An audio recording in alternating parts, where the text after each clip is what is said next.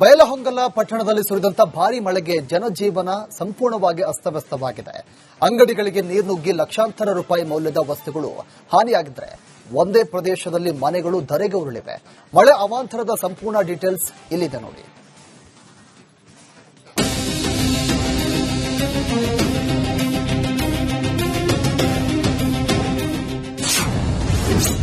ಮಳೆ ಅಬ್ಬರಕ್ಕೆ ಬೈಲಹೊಂಗಲ ತತ್ತರ. ರಸ್ತೆ ಮನೆ ಜಲಾವೃತ, ಜನರ ಪರದಾಟ. ರಸ್ತೆಗಳು ಜಲಾವೃತ, ಮನೆಗಳಿಗೆ ನುಗ್ಗಿದ ಮಳೆ ನೀರು. ಸಾಕಪ್ಪ ಸಾಕು ಮಳೆ ಸಹವಾಸ, ವಾಹನ ಸವಾರರ ಪರದಾಟ.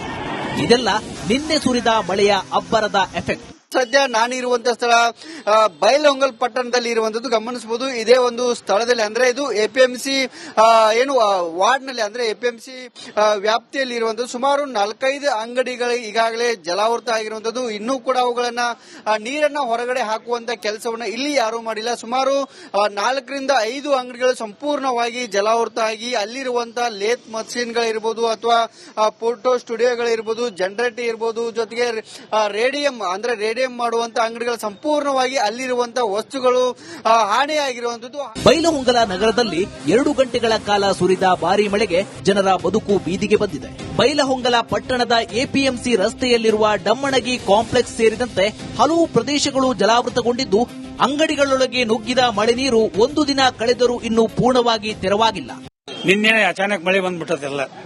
ಇದು ಮಳೆ ಇದು ಬರ್ತತಿಲ್ವ ಅಂತ ಹೇಳಿ ಬೈಲಹೊಂಗಲದೆಲ್ಲ ಮಳೆ ಆಗ್ತಾ ಇಲ್ಲ ಅಂತಂದ್ರ ನಿನ್ನೆ ಅಕಸ್ಮಾತ್ ಆಗಿ ಬಂದ್ಬಿಟ್ಟು ಮಳೆ. ಬಹಳ ಸಮಸ್ಯೆ ಆಗೈತೆ. ಬೈಲಹೊಂಗಲದಾಗ ಅಲ್ಲಿ ಡಮಣಿ ಕಾಂಪ್ಲೆಕ್ಸ್ ಎಲ್ಲ ಫುಲ್ ನೀರು ಬಂದ್ಬಿಟ್ಟದೆ. ಇಲ್ಲಿ ಹೆಂಚಲ್ ರೋಡ್ನಾಗ ಅಂಗಡಿಗಳೆಲ್ಲ ಫುಲ್ ನೀರ್ ಆಗಿಬಿಟ್ಟಾವ. ಇಲ್ಲಿ ಎಲ್ಲ ಫುಲ್ ನೀರ್ ಆಗಿಬಿಟ್ಟದೆ.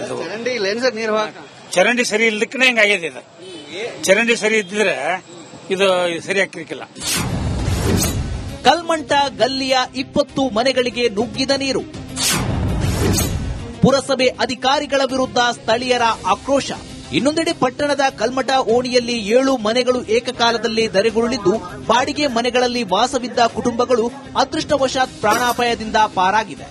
ಆದರೆ ಮನೆಯಲ್ಲಿ ಬದುಕಿಗೆ ಬೇಕಿದ್ದ ಆಹಾರ ಧಾನ್ಯಗಳು, ಬಟ್ಟೆ, ಪಾತ್ರೆ, ಹಣ, ದಾಖಲೆ, ಹಣ ಸೇರಿದಂತೆ ಮನೆಯಲ್ಲಿದ್ದ ಬಹುತೇಕ ವಸ್ತುಗಳು ಮಣ್ಣು ಪಾಲಾಗಿದ್ದು, ಉಟ್ಟ ಬಟ್ಟೆ ಬಿಟ್ಟು ಎಲ್ಲವನ್ನ ಕಳೆದುಕೊಂಡ ಕುಟುಂಬಗಳು ಕಣ್ಣೀರಿನಲ್ಲಿ ದಿನ ಕಳೆಯುತ್ತಿದ್ದಾರೆ.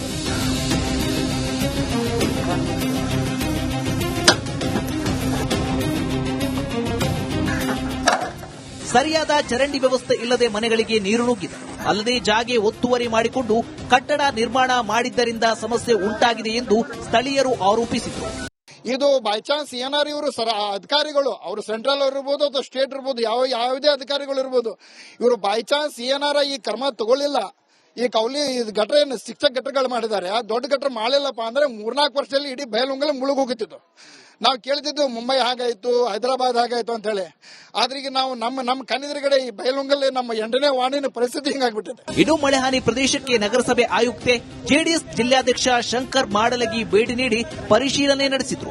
ಅಲ್ಲದೆ ಸೂಕ್ತ ಪರಿಹಾರ ಕೊಡಿಸುವುದಾಗಿ ಭರವಸೆ ನೀಡಿದ್ರು. ನಿನ್ನೆ ಆಗಿರುವಂತಹ ಭಾರಿ ಮಳೆಗೆ ಆಕ್ಚುಲಿ ರಸ್ತೆಗಳಲ್ಲೆಲ್ಲ ನೀರು ಬಂದಿತ್ತು.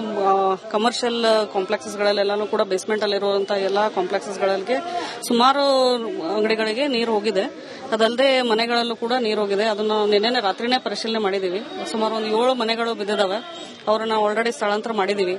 ನಿನ್ನೆ ರಾತ್ರಿ ಸುರಿದಂತ ಮಳೆಯಿಂದ ಸಂಪೂರ್ಣ ಬೈಲಹೊಂಗಲದಲ್ಲಿ 10ರಿಂದ 15 ಕೋಟಿಗಿಂತ ಹೆಚ್ಚು ಒಂದು ಹಾನಿಯಾಗಿದೆ. ಎಲ್ಲ ಅಂಗಡಿಗಳಲ್ಲಿ ಗೋಡೌನ್ಗಳ ನೀರು ಹೊಕ್ಕತಿ, ಅಂಗಡಿಗಳಾಗ ಹೊಕ್ಕವು, ಎಲ್ಲ ಚಪ್ಪಲ್ ಅಂಗಡಿ ತೇಲಿ ಹೋಗ್ಯಾವು, ಹಣ್ಣಿನ ಅಂಗಡಿ ತೇಲಿ ಹೋಗ್ಯಾವು, ಅರಬಿ ಗೋಡೌನ್ ಎಲ್ಲದ ತುಂಬ್ಯಾವು, ಮಣಿಗಳು ಬಿದ್ದ ಗಾಡಿಗಳಲ್ಲೇ ಸಿಕ್ಕೊಂಡವು, ಸಂಪೂರ್ಣ ಮಣಿಗಳು ಬಿದ್ದಾವು, ಅಕ್ಕಿ ಅಂಗಡಿ ಗೋಡೌನ್ಗಳು ಇವಾಗ್ಯಾವು, ಯಾವ ಇದ ಅಂಗಡಿ ಅನ್ನಂಗಲ್ಲ, ಮೊಬೈಲ್ ಅಂತ ರೋಡ್ನ ತೇಲಿ ಹೋಗ್ಯಾವ. ಅಂತ ಪರಿಸ್ಥಿತಿ ಆದ್ರೂ ಇವತ್ತಿನವರೆಗೆ ನಮ್ಮ ಶಾಸಕರು ನಾಪತ್ತೆ ಆಗ್ಯಾರ. ಭಾರಿ ಮಳೆಯಿಂದ ಬೈಲಹೊಂಗಲ ಪಟ್ಟಣದ ವ್ಯಾಪಾರಿಗಳು ಹಾಗೂ ನಿವಾಸಿಗಳು ಸಂಕಷ್ಟಕ್ಕೆ ಸಿಲುಕಿದ್ದು ಲಕ್ಷಾಂತರ ರೂಪಾಯಿ ನಷ್ಟ ಅನುಭವಿಸಿದ್ದಾರೆ.